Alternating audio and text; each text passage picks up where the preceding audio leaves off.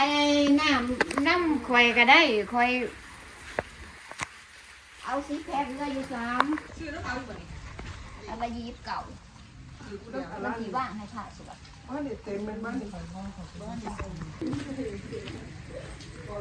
พิ่นหอยมาลองต้องแตงพี่น้องมาคุ้มกินของแข็งงานบุญกฐินอยู่วัดหยอดรวยพี่น้องแต่ว่าเป็นมื้ออื่นพู้นแหละเป็นมื้องานนะมื้องานน่ะเป็นมื้ออื่นนะพี่น้องต้องฝนตกซุ่มเย็นแห้งวัดผู้หยอดรวยเด้อคนลาวเฮามักมาเนาะคนลาวก็มักมาคนไทยก็มักมาศรัทธาเหลื่อมใสหลายพี่น้องเลยใครที่ว่าอยากมาร่วมก็มาได้เปิดจัดขึ้นในวันที่2นะพี่น้องมื้อนี้ก็วันที่1เดือน11เปิดจัดขึ้นวันที่2เดือน11หมักหมูหมักคุงมาลองตองแตง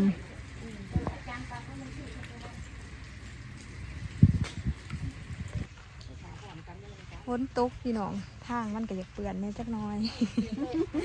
ตอนแรกว่าสิมาบูชาอยู่วัดนี่แต่ว่าอาจารย์เพิ่นบ่อยู่เนาะบ่เราดีบางหันอย่างว่า3เที่ยง3เที่ยงแล้วบ่3เที่ยงแล้วเพิ่นก็ไปบ่ใส่เสื้อแทมปุ๋ยมาเฮ็ดบุญ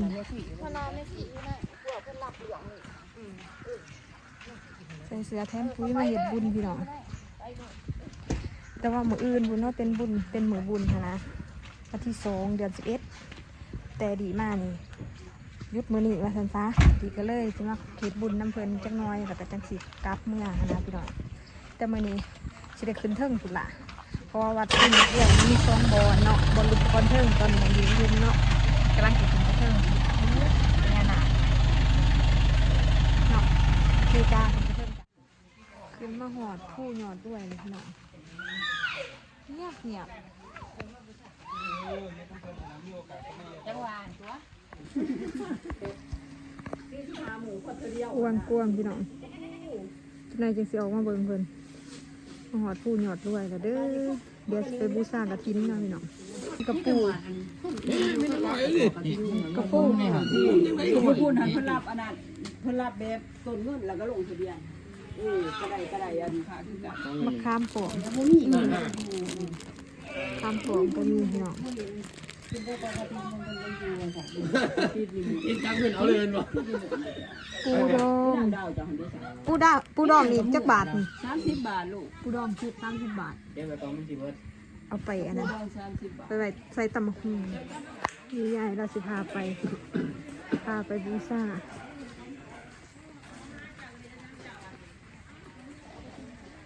มา ยามมีคนมาหลายคนเลยอันนี้คืออยู่วัดเด้อทุกคนดีเคยทายลงดีเถื่อนึง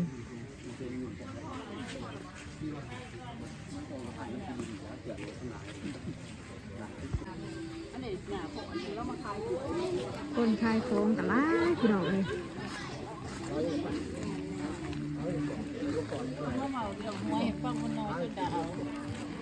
ข้างแล้วเลยลูกสาวเจ้าที่จะแม่ใส่ดูอะไรก็ว่า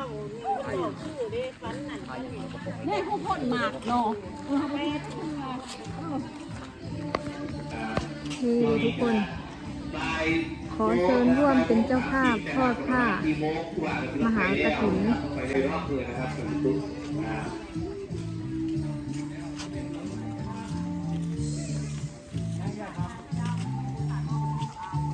ตาถูก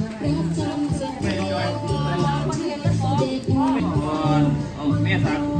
มคนแม่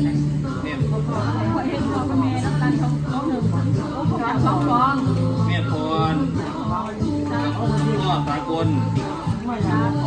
บ้องเด้อเพื่อกองพ่อสากล5 เปียบ้านตุ้งใหญ่แล้วเนาะอันนี้ก็คือ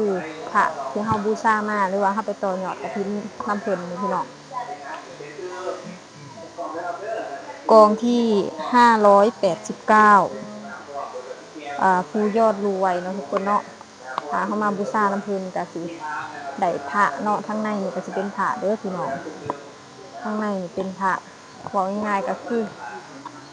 เฮาเฮาเฮาบูชาเฮาได้พระนำนี่คือพระเด้อไปจับผิดนี่ว่าเด้อทุกคนน้องพี่น้องเนาะข้างในเป็นพระดีกระจิตเอาไหวเนาะโอเคจ้ะเดี๋ยวยางเลาะอีกเพื่อนคือเขาไปอีหยังเขาเอื่นพี่น้อง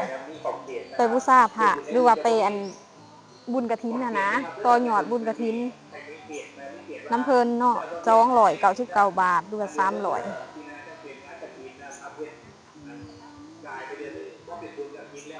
ถึงแล้ววัดภูยอดรวยดีก็เคยมาหลายเทื่อแล้วเนาะคนลาวคนไทยเขาศรัทธาที่อยู่ในศักดิ์สิทธิ์เนาะพี่น้องเนาะ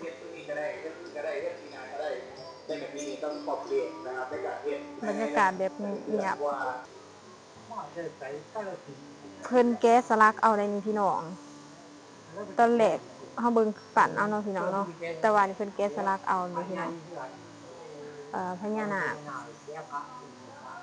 นี่ก็สิเป็นองค์ดำงูใหญ่เนาะพี่น้องเนาะทุกคนเลย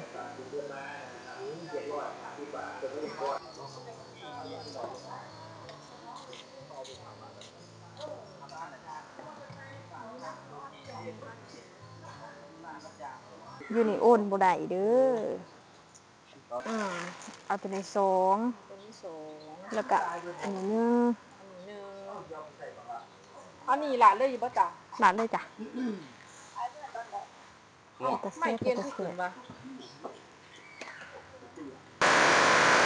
ฝนตกพี่น้อง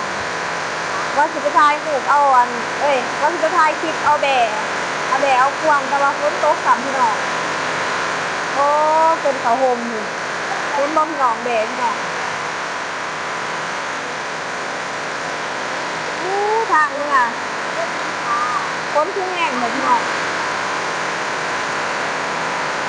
เย็นขนาด